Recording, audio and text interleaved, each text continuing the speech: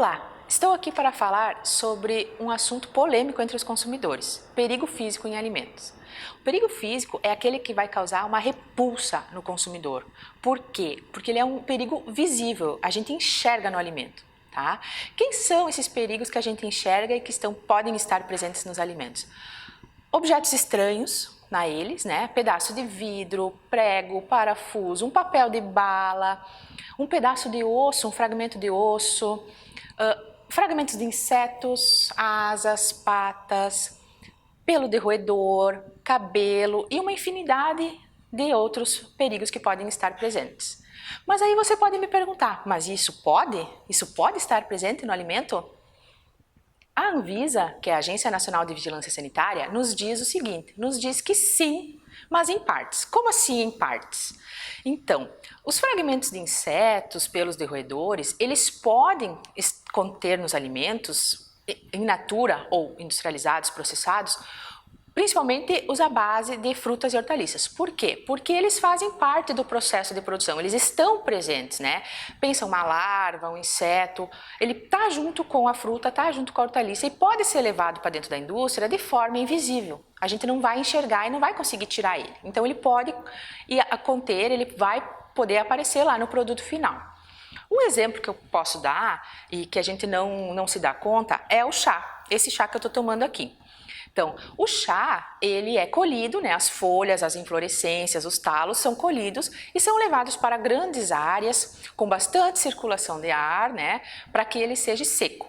Mesmo que eu coloque uma tela, e que isso é feito, né, colocado uma tela para impedir o acesso desses insetos, desses animais para junto do material, eles assim vão ocorrer, porque podem vir formigas, são muito atraídos, abelhas, moscas, então esses insetos eles acabam indo e se misturando com essa folha, com essas flores. E isso vai ser levado para dentro da indústria e vai ser processado e vai acabar entrando dentro do nosso saquinho de chá ou das caixas de chá a granel. Bom, mas e que quantidade isso pode? Tem um limite? Sim.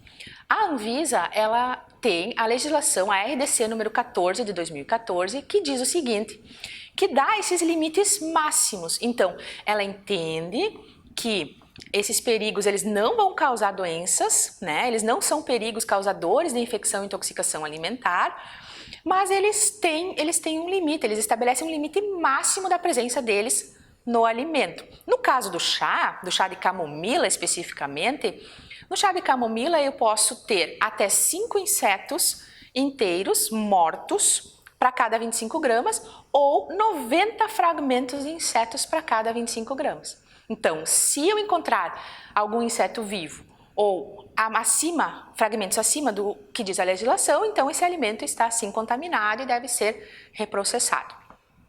Bom, e com relação aos outros perigos que eu citei antes, os perigos, os objetos estranhos que a gente vê muito na mídia, que toda hora acontecem, ou um lacre de uma lata, ou um parafuso, ou um caco de vidro, né, um pedaço de vidro, cabelo humano, né?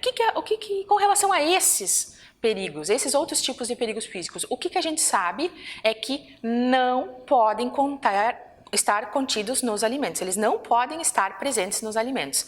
Se a presença deles for detectada, significa que o estabelecimento ou o processador ou que oferta o alimento, né, o que oferece o alimento ao consumidor, não está seguindo as boas práticas de fabricação. Então, existe uma legislação específica para isso, porque sim, esses podem causar danos nocivos ao consumidor, né? Podem trazer com eles micro-organismos patogênicos e também podem causar danos físicos, quebra de um dente, corte, enfim. Então, esses não são permitidos, ok? Bem claro, alguns podem, outros não, mas o que a gente sabe é que devemos ter higiene e cuidar de quando vamos manipular e ofertar e produzir alimentos para o consumidor, porque a produção de alimentos é segurança alimentar, certo? Bom apetite a todos, vou degustar o meu lanche.